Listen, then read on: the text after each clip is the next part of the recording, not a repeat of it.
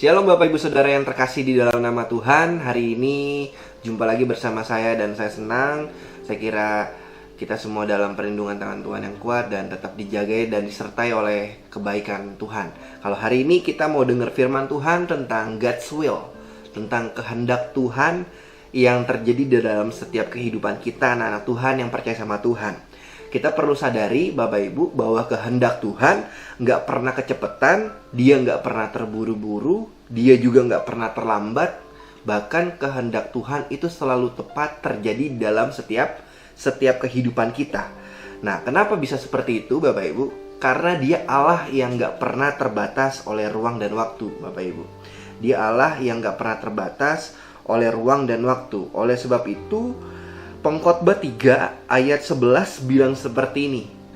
Ia membuat segala sesuatunya indah pada waktunya. Jadi kalau misalnya belum indah di dalam kehendak Tuhan, berarti harusnya kita tetap terus jalan di dalam setiap rencana Tuhan. Kita nggak pernah bisa menghindari proses yang terjadi dalam setiap kehidupan kita, terutama ketika kita sedang mengalami masa-masa yang sukar. Tapi yang harus kita lakukan apa? Kita tetap percaya sama kehendak Tuhan bahwa Dia Allah yang akan menyertai, dan kita harus tetap terus berjalan, tidak berhenti di tengah jalan atau bahkan kita menyerah di tengah jalan Bapak Ibu. Makanya firman Tuhan bilang, Ia membuat segala sesuatu indah pada waktunya. Bahkan Ia memberikan kekekalan dalam hati mereka. Tetapi, ini yang paling penting, tetapi manusia tidak dapat menyelami pekerjaan yang dilakukan oleh Allah dari awal sampai akhir, Bapak Ibu. Dari awal sampai akhir. Jadi, manusia tidak pernah dapat menyelami pekerjaan atau kehendak Allah dari awal sampai akhir. Kenapa? Karena Dia Allah yang gak terbatas. Dia bisa tahu masa depan kita seperti apa, hal yang terjadi di depan kita nanti suatu saat seperti apa. Dia juga tahu proses dari awal terjadi kehendak Tuhan itu seperti apa, Bapak Ibu. Jadi Dia Allah yang gak pernah terbatas. Manusia tidak dapat menyelami kehendak Tuhan. Terutama pengkhotbah tadi bilang ketika di awal-awal proses boleh terjadi dalam kehidupan kita.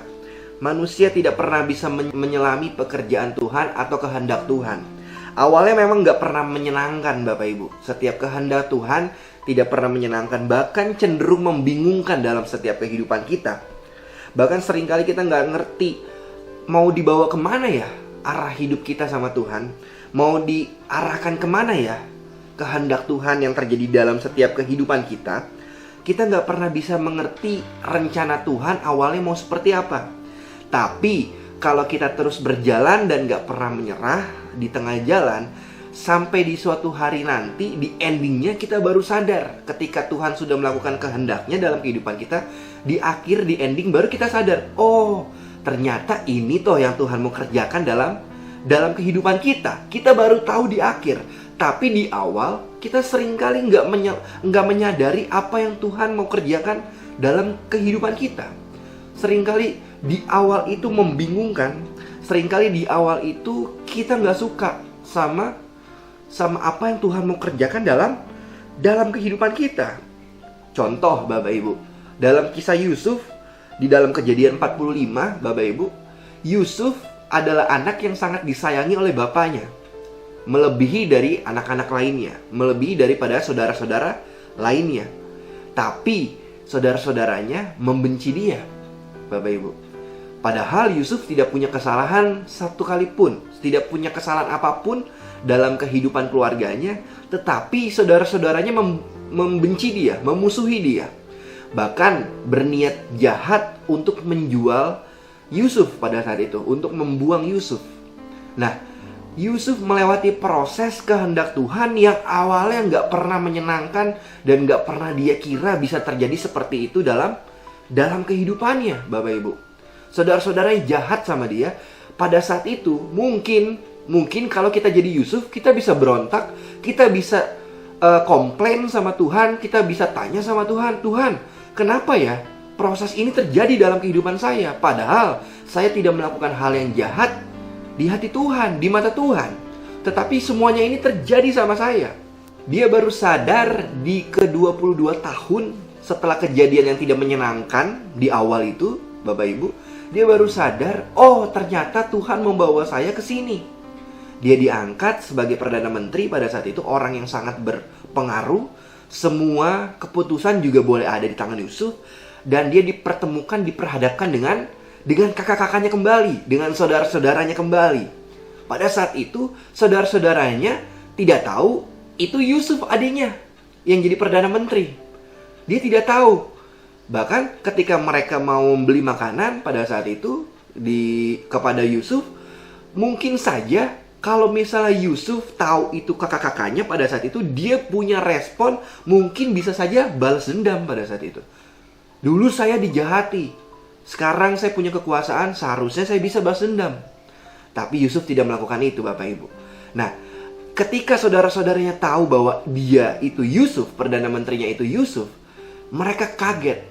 Mungkin pada saat itu mereka, wah, kenapa bisa Yusuf ada di tempat itu? Mungkin mereka ketakutan. Dan yang ada di pikiran kakak-kakaknya, saudara-saudaranya, mungkin saja Yusuf juga bisa balas dendam kepada mereka.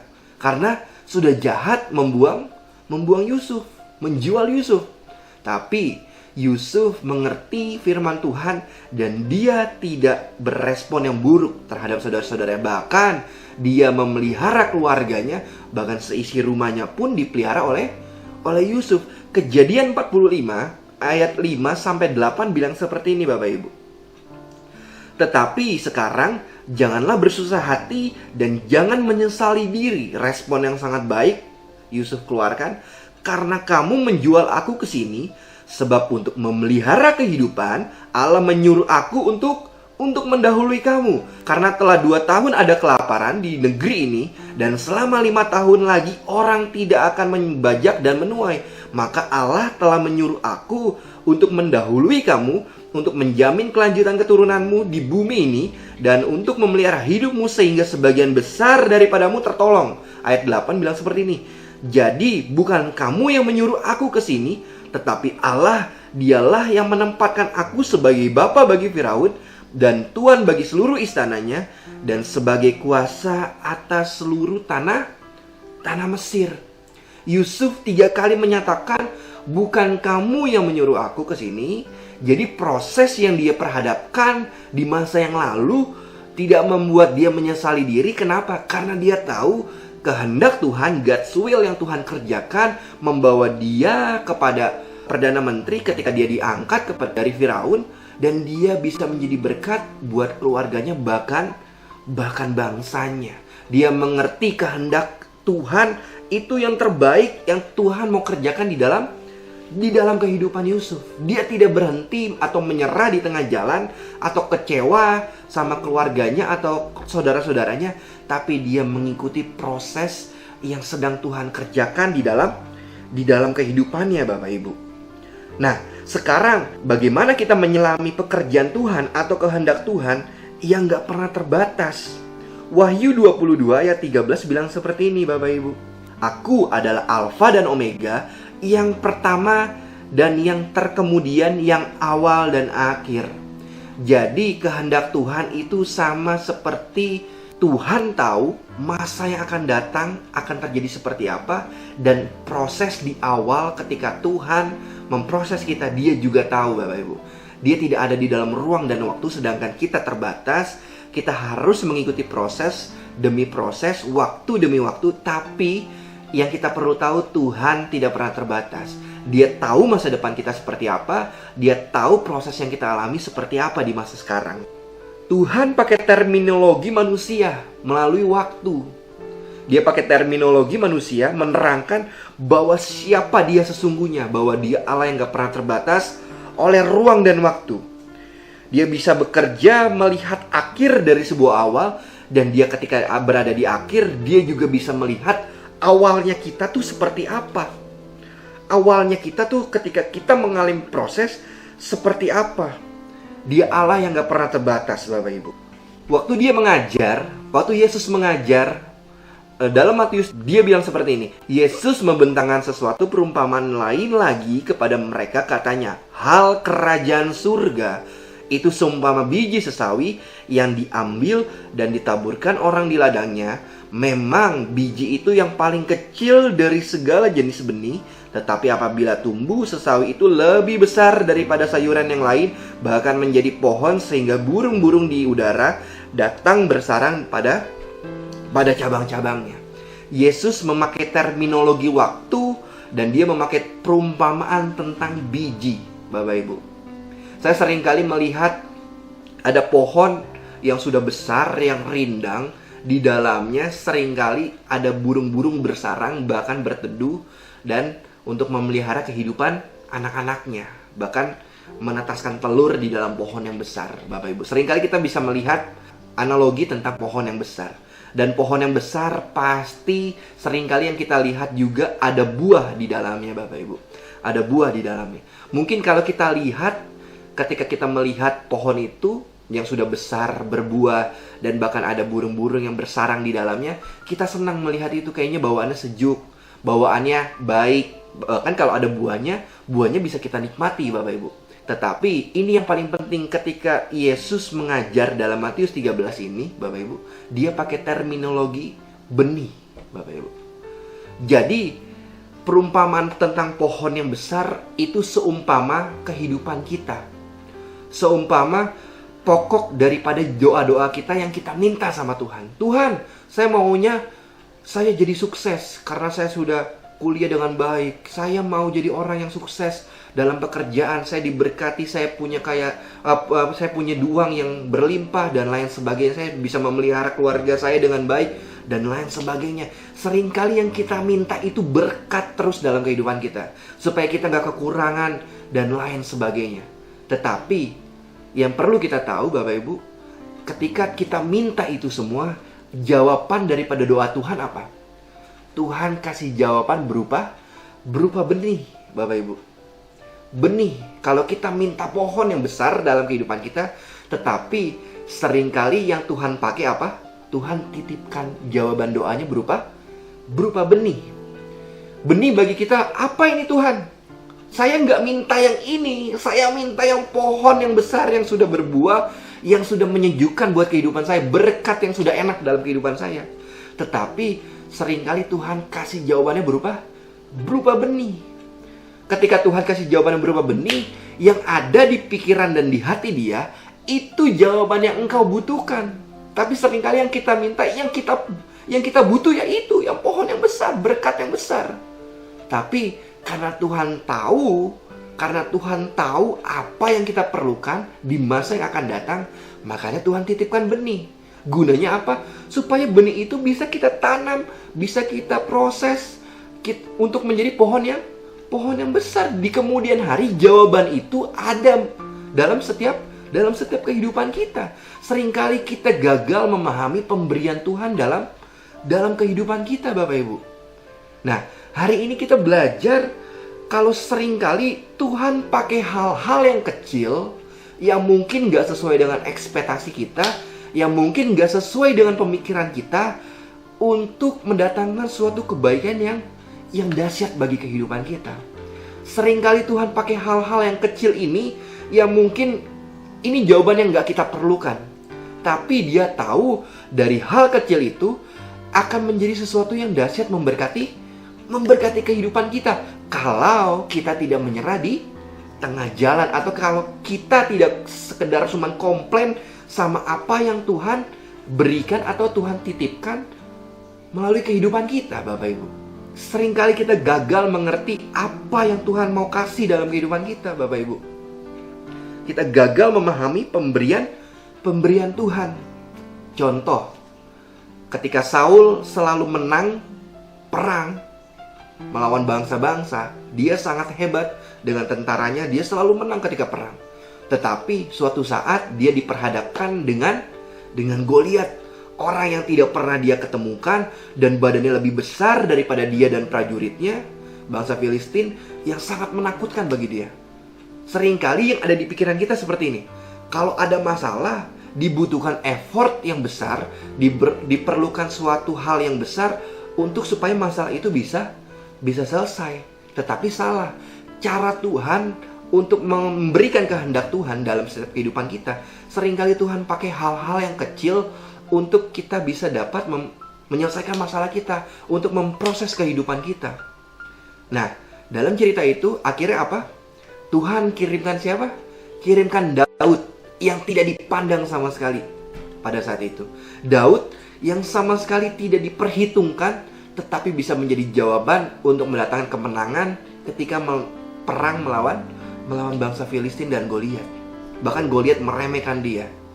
Dan bahkan Daud itu lebih kecil daripada siapapun, daripada Saul. Buktinya apa? Ketika Saul memberikan baju perangnya, itu kebesaran bagi Daud. Itu tidak enak dipakai oleh Daud. Oleh sebab itu dia cuma pakai batu dan ketapel. Tuhan kerjakan itu untuk mengalahkan Goliat. Seringkali Tuhan pakai hal-hal yang gak sesuai dengan ekspektasi kita untuk menyelesaikan masalah atau proses di dalam kehidupan kita. Contoh lain Bapak Ibu, ketika dia mengajar bersama murid-muridnya tentang 5 roti dan 2 ikan, Bapak Ibu, ada 5.000 orang yang berkerumun, 5.000 lebih orang berkerumun untuk mendengarkan dia. Bahkan Tuhan harus bilang sama murid-muridnya, engkau harus kasih makan mereka semua sampai kenyang. Tuhan bilang seperti itu. Tetapi murid-muridnya, apa yang ada di pikiran murid-muridnya? Dari mana kita kasih makan ribuan orang banyak seperti ini? Kita tidak punya apa-apa. Bahkan uang 200 dinar pun kalau dipotong kecil-kecil, roti dan ragi tidak cukup untuk memberi makan mereka, Bapak Ibu. Tetapi saya suka respon Andreas ketika dia datang, dia ketemu anak kecil dan membawa 5 roti dan 2 ikan pada saat itu. Dia serahkan sama Tuhan. Mungkin hal ini gak sesuai dengan ekspektasi teman-temannya, murid-muridnya yang lain, tetapi dia bawa kepada Tuhan, dia serahkan kepada Tuhan. Apakah ini jawaban dari Tuhan, kehendak Tuhan? Dia tidak memperhitungkan 5 roti dan 2 ikan itu, apakah bisa ya memberi makan ribuan orang? Dia tidak lihat itu, tapi dia bawa kepada Tuhan. Akhirnya Tuhan, ketika Tuhan memberkati 5 roti dan 2 ikan itu, akhirnya dikasih kepada orang-orang yang mendengarkan pada saat itu. Ribuan orang makan dengan kenyang, dan bahkan sisa 12 bakul. Seringkali Tuhan pakai hal-hal yang kecil untuk menyelesaikan masalah yang besar dalam setiap kehidupan kita, Bapak Ibu. Nah, masalahnya kita tidak pernah mau, atau kita jarang memahami, gagal untuk mengerti, untuk kita bisa setia sama hal-hal yang kecil yang Tuhan percayakan dalam kehidupan kita. Kita nggak akan pernah dikasih tanggung jawab yang besar sama Tuhan kalau kita nggak pernah setia sama hal yang kecil, Bapak Ibu. Jadi hari ini kita belajar kalau kita harus setia sama apapun kehendak Tuhan, God's will-nya Tuhan yang Tuhan titipkan, walaupun tidak sesuai dengan ekspektasi kita yang ada di tangan kita. Entah apapun, entah melalui pekerjaan kita, entah melalui kehidupan kita, entah melalui pelayanan kita bahkan. Ya mungkin kita nggak bisa dapat apa-apa dari situ. Tapi kalau kita setia, kita melakukan hal yang benar, hati kita tulus, tertuju kepada Tuhan, percaya bahwa hal-hal yang besar Tuhan sudah siapkan dalam kehidupan kita. Ingat saya pernah bilang bahwa untuk membuka suatu pintu yang besar tidak diperlukan kunci yang lebih besar daripada pintu. Saya tidak pernah melihat ada kunci yang lebih besar daripada pintu. Jadi kunci selalu lebih kecil daripada pintu. Untuk membuka suatu pintu yang besar, cuma diperlukan kunci yang kecil sehingga pintu itu bisa terbuka. Nah, hari ini kita belajar kalau misalnya untuk membuka pintu yang besar tidak perlu kunci yang lebih besar daripada pintu. Dan kita harus setia dan kita harus tahu bahwa hal-hal yang kecil ini Tuhan pakai untuk menyelesaikan sesuatu yang besar. Kita juga tahu bahwa di dalam benih ada suatu kehidupan yang besar. Dalam benih yang kecil ada ranting, ada batang, ada daun, ada pohon yang besar, bahkan ada buah yang banyak untuk dinikmati oleh kehidupan kita. Bahkan orang-orang yang kenal di sekeliling kita bisa menikmati buah yang sudah Tuhan titipkan di dalam suatu benih. Kalau kita setia sama proses yang Tuhan kasih, Bapak Ibu. Ayat terakhir saya ada di dalam Roma 8 ayat 28. Bilang seperti ini. Kita tahu sekarang bahwa Allah turut bekerja dalam segala sesuatu untuk mendatangkan kebaikan bagi mereka yang mengasihi Dia, yaitu bagi mereka yang terpanggil sesuai dengan rencana Allah. Kalau Roma ini bilang, kita tahu sekarang, kenapa sekarang Roma bilang? Karena dulu kita nggak mengerti. Di awal kita nggak mengerti.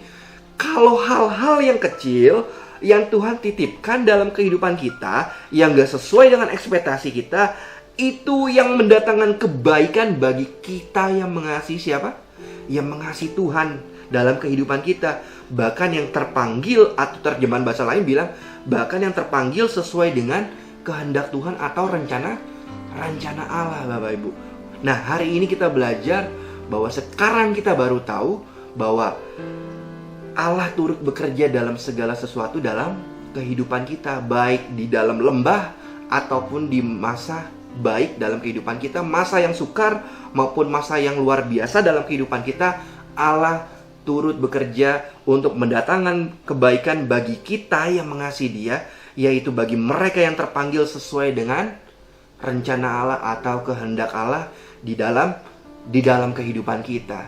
Oleh sebab itu, hari ini biar firman Tuhan boleh menguatkan kita untuk kita lebih tegar lagi, untuk kita lebih kuat lagi dalam mencari hatinya Tuhan dan mengerti setiap kehendak Tuhan, rencananya Tuhan dalam kehidupan kita, sehingga kita bisa melalui proses demi proses dan kita menjadi berkat untuk kehidupan kita, bahkan kehidupan orang lain yang mengenal kita. Terima kasih Bapak Ibu, sampai ketemu di kesempatan yang baik di waktu yang lain. Tuhan Yesus memberkati kita semua. Shalom.